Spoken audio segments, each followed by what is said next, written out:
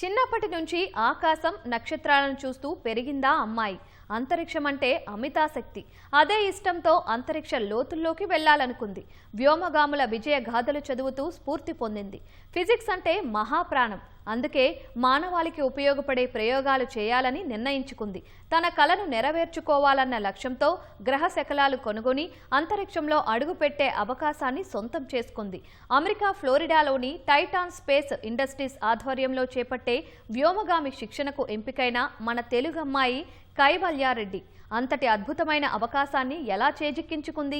భవిష్యత్తు ప్రణాళికలేంటనే అంశాలను ఈటీవీతో పంచుకుంది కైవల్యారెడ్డి. ఆ విశేషాలు చూద్దాం. నువ్వు ఆస్ట్రోనాట్ క్యాండిడేట్గా టైటాన్ స్పేస్ ఇండస్ట్రీస్కి ఎంపిక అవటం ఎట్లా అనిపిస్తోంది? ఇది Titan space industries private limited అనేది ఫ్లోరిడా యుఎస్ఏ బేస్డ్ కంపెనీ అనమాట. ఫస్ట్ అసలు నాకు దీన్ని సెలెక్ట్ చేసుకున్నప్పుడు అయితే ఒక 2 days వరకు నాకేం అర్థం కాలేదు. అంటే ఆస్ట్రోనాట్ అనేది ఒక డ్రీమ్ ఒకటి రియాలిటీలోకి వస్తుందంటే అదొక డిఫరెంట్ కైండ్ ఆఫ్ ఫీలింగ్. అది చిన్నప్పటి నుండి ఉంది కాబట్టి చాలా హ్యాపీ ఫీల్ అయ్యాను. దానికి ఒక ఇంటర్వ్యూ చేశారు నన్ను. ఫస్ట్ ఒక 1 hour ఇంటర్వ్యూలో సిఇఓ, ఒక ఆయన చీఫ్ ఇంజనీర్ అండ్ సిఇఓ, ఇంకా చీఫ్ ఆస్ట్రోనాట్, వీళ్ళు ముగ్గురు నన్ను ఇంటర్వ్యూ చేసి సెలెక్ట్ చేశారు. ఇలా చాలా బెస్ట్ పొజిషన్స్లో ఉన్న రీసెర్చర్స్ని, సైంటిస్ట్ని తీసుకొచ్చి మమ్మల్ని ట్రైన్ చేస్తారనమాట. ఇది వచ్చేసి ఒక 36 countries, 150 candidates, మేము ఒక గ్రూప్ లాగా. ఇంత కాంపిటీషను, ఇంత ప్రపంచ స్థాయి ఆర్గనైజేషన్ ఎంపిక అయ్యావు. 4 ఏళ్ల తర్వాత నువ్వు స్పేస్లోకి వెళ్ళబోతున్నావు. ఈ ఇంటర్వ్యూ ఎలా ఫేస్ చేయగలిగావు? వాళ్ళు ఎట్లాంటి క్వశ్చన్స్ అడిగారు?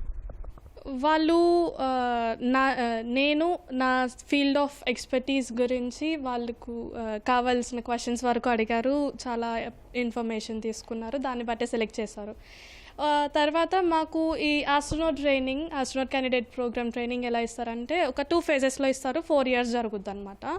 ఇందులో అన్నీ కావాల్సిన ట్రైనింగ్ ఇస్తారు. థియరటికల్ ట్రైనింగ్ ఇస్తారు ఫస్ట్. దాని తర్వాత న్యూట్రల్ బోయెన్సీ, దాంతోపాటు జీరో గ్రావిటీ పారాబోలిక్ ఫ్లైట్స్ అని, తర్వాత న్యూట్రల్ బోయెన్సీ కోసం డిఫరెంట్ కండిషన్స్లో ట్రైన్ చేసి ఒక ఆస్ట్రోనాట్ ఎలా అవుతాడు, తర్వాత అలా డెసిగ్నేట్ కింద చేసిన తర్వాత ఇవన్నీ సక్సెస్ఫుల్గా కంప్లీట్ చేస్తే మనకి 2029లో ఇనాగ్రల్ స్పేస్ ప్లేన్ అని 2029లో చేస్తారు. అది ఇక్కడ నుండి 300 kilometers స్పేస్లోకి తీసుకెళ్ళి ఒక 5 hours అది చుట్టూ 2 orbits.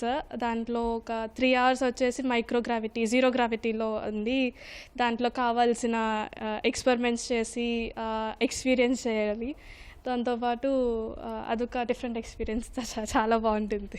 అసలు నువ్వు ఆస్ట్రోనాట్ అవ్వాలని, వ్యోమగామిగా ఎంపిక అవ్వాలి, ఈ రంగంలోకి రావాలని అసలు ఎలా ఆలోచన వచ్చింది? అమ్మా నాన్న నీకు ఎలాంటి ప్రోత్సాహాన్ని ఇచ్చారు?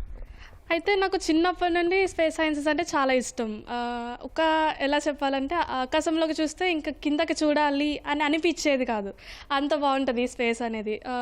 నాకు గుర్తున్నంత వరకు నేను 2nd classలో ఉన్నప్పుడు అనమాట, మా అమ్మ దగ్గరికి వెళ్ళి ఒక బుక్ ఫ్రంట్ కవర్, బ్యాక్ కవర్లో ఏంటంటే ఫస్ట్ ఎదర కల్పనా చావ్లా క్రూ ఒకటి, వెనకాల వచ్చేసి సునీత విలియమ్స్ క్రూ ఒకటి ఉండింది.